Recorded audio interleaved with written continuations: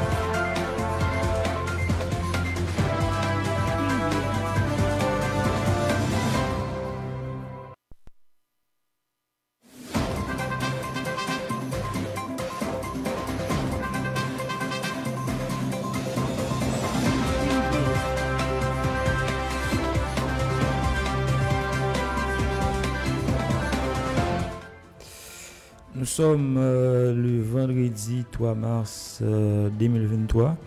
Madame et messieurs, bonjour. Bienvenue à ce bulletin sportif sur le plan national. Le dimanche 25 février 2023, Isaïe, lui, a fait savoir qu'il n'hésitera pas à répondre à un éventuel appel en sélection haïtienne lors d'une interview donnée à totalmix.com. Le jeune de 18 ans évolue actuellement au sein du club Athlone Towns FC, soit le même club que Franz Pirot, le petit frère de Franzi Pirot en Irlande. Né de père et de mère haïtiens et dans la commune de Dédunes, Isaïe, lui, a vu le jour le 18 janvier 2025. À 9 ans, Isaïe est allé aux États-Unis dans l'état de Boston. Interrogé sur son comportement au cas où on lui proposerait d'endosser le maillot de la sélection, Isaïe a fait savoir: pas bien hésiter, la caille c'est la caille, nous c'est produit la caille, nous là pour nous supporter la caille, tout rêve moins c'est pour me supporter et pour me faire fierté équipe haïtienne. Il a profité pour remercier le peuple haïtien pour son support. En basketball, c'est officiel, la Fédération haïtienne de basketball, à travers sa cellule de communication, a annoncé la participation de la sélection masculine 3x3 U23 aux Jeux de l'Amérique centrale et des Caraïbes à San Salvador lors du 30 au 2 juillet 2023. Il faut dire que ces Jeux auront lieu à San Salvador avec la participation de 36 pays, dont 54 disciplines sportives. Pas moins de 5000 athlètes des pays de la zone défendront leur patrie en vue d'obtenir des médailles. Et c'est l'objectif visé également par l'équipe haïtienne de basketball 3x3 masculine I-23. Sur le plan international, en Espagne, pour la deuxième fois de l'année, le FC Barcelone a pris le meilleur sur le Real de Madrid et réalisé une excellente opération en s'imposant au Santiago Bernabéu 0-1 ce jeudi en Coupe du Roi. Un succès acquis, cette fois sans la manière et complètement contre le coup du jeu.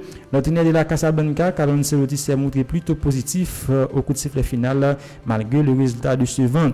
Le résultat n'est pas bon et pas mérité. Nous avons fait un bon match, nous avons beaucoup pressé, c'est voulu. C'était difficile de trouver des espaces car la défense était très solide. Nous avons joué le match que nous voulions. Maintenant, nous sommes confiants avant le match retour, a ainsi assuré l'Italie devant les médias. Nous avons joué l'un des meilleurs matchs au niveau des pressings et de la défense. Le Barça ne défendra pas comme ça.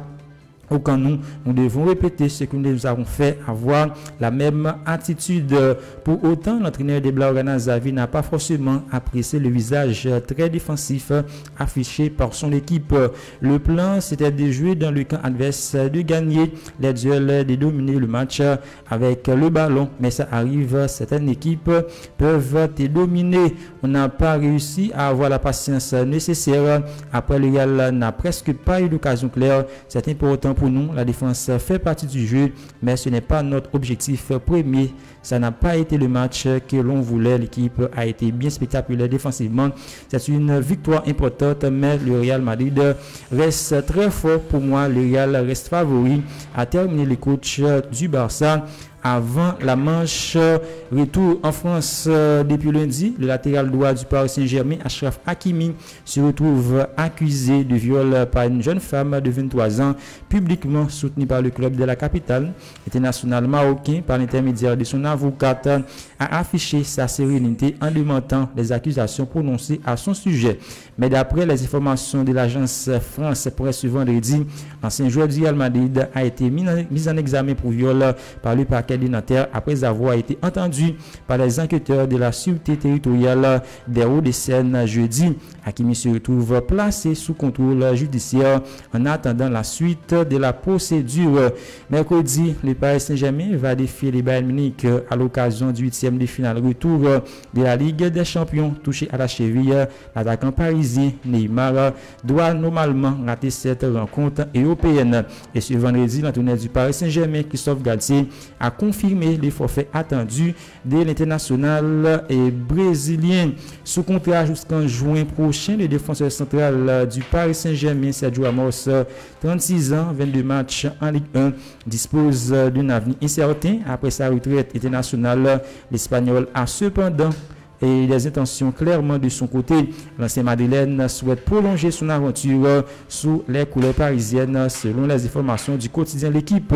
Dès les premiers échanges avec les dirigeants franciliens, Ramos a d'ailleurs très clairement exprimé cette envie, mais sur ce dossier, la direction du Paris Saint-Germain n'entend pas se précipiter et souhaite attendre la fin de la saison pour faire le bilan de ses performances. Avec la blessure de Presnel Kimpembe absent environ 8 mois, Ramos a clairement un coup à jouer dans cette processus de prolongation. En Italie, passer derrière Milan Skriniar n'est pas simple et l'Inter Milan est bien consciente. Les 5 derniers buts encaissés par les Nerazzurri cette saison l'ont été lorsque le Slovaque n'était pas présent sur la pelouse. Et alors que le défenseur de 28 ans quittera le club librement l'été prochain, la direction italienne préparait déjà sa succession. Selon la Gazzetta dello Sport, l'état-major lombard aurait fait de Mehdi Mérina sa priorité au poste de défenseur central après avoir échoué sur le dossier en janvier. Inter Milan souhaiterait retenter le coup l'été prochain pour le défenseur de l'attaquant Bergame. Mais selon la publication transalpine, la DA ne laissera pas filer son défenseur turc pour moins de 30 millions d'euros. Autre alternative, Benjamin Pavard, toujours ciblé également, mais dont la prolongation de contrat avec le Bayern Munich n'est pas à exclure, ou encore les Lillois Diallo, identifié comme une option crédible, mais formé à Milan AC. Au thème de son contrat l'été dernier, le milieu offensif Paulo Dybala a quitté la Juventus de Turin pour la AS Rome. Cependant, la vieille dame doit encore de l'argent à l'international argentin qui espère éviter une éventuelle procédure devant la justice. Je ne me souviens pas quand mon dernier salaire a été payé, mais je sais très bien que la Juventus me doit encore de l'argent. Lorsque nous avons conclu l'accord pour le changement de salaire, nous savions que si j'avais un nouveau contrat, les arriérés de salaire seraient payés en augmentation sur les suivants. Si au contraire je partais, ils devaient me payer immédiatement. Je sais qu'en avril 2023, la Juventus, la dernière possibilité de payer ces 3 millions d'euros. Sinon, mon avocat fera des demandes par écrit, même si j'espère que je n'y ai pas jusque-là. Je vais récupérer mon argent, mais sans intenter de procès, en évitant des problèmes pour moi et la Juventus, a expliqué Dybala aux officiers de la Guardia di Finanza, selon des propos reportés par la Gazzetta dello Sport. En Angleterre, le clap de fin se rapproche pour Roberto Firmino, 31 ans, 17 matchs et 7 buts en Premier League cette saison à Liverpool. En fin de contrat en juin prochain, l'international brésilien a pris la décision de quitter le club anglais d'après les informations du journaliste de Sky allemand Florian Plettenberg. Ce vendredi, l'ancien joueur d'Hoffenheim a informé son entraîneur Jürgen Klopp de ce choix au cours d'une bonne discussion. Libre au thème de la saison, le réveil des risques de susciter de nombreux intérêts sur le marché européen. Considéré comme l'un de ses meilleurs joueurs, l'un des meilleurs joueurs de sa génération, le défenseur central du RB Leipzig jusqu'au Vardiol n'a pas caché son souhait de jouer en Premier League au cours de sa carrière. Toujours aussi actif sur le marché, Chelsea a l'intention de s'attacher les services de l'international croate d'après les informations du média The Times ce vendredi. Et sur ce dossier, les Bleus veulent avancer dès cette année. Pourquoi? Car pour l'été 2024, le club allemand a intégré une clause libératoire fixée à 110 millions d'euros dans le contrat du Vardiol. Pour éviter de payer un tel prix, la formation londonienne aimerait boucler cette opération le plus rapidement possible. Pion essentiel du système de Lionel Scaloni avec l'Argentine durant la Coupe du Monde 2022.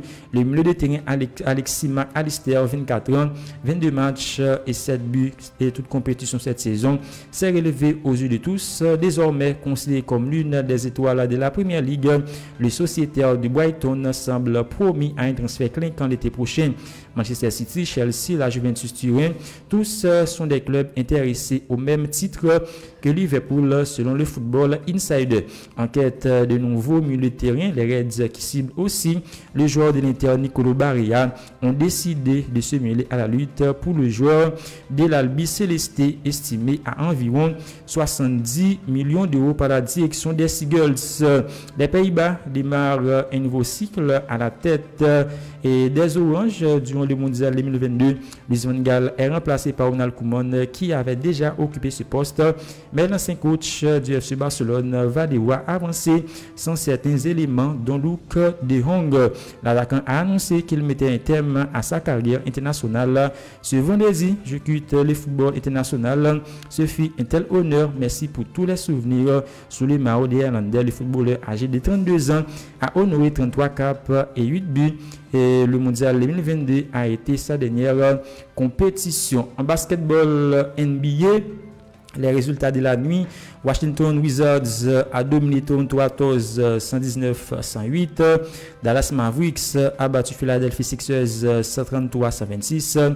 San Antonio Spurs s'est imposé 110-99 aux dépens d'Indiana Pacers. Golden State Warriors a battu Los Angeles Clippers 115-111. Certifié que nous mettons un terme à ce bulletin sportif. Merci de l'avoir suivi. À la prochaine.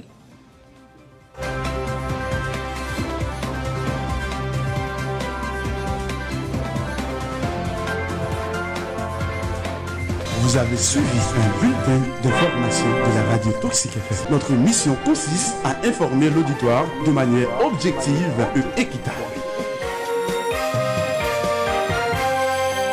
Pas de panique, c'est Radio Toxique depuis Port-de-Paix.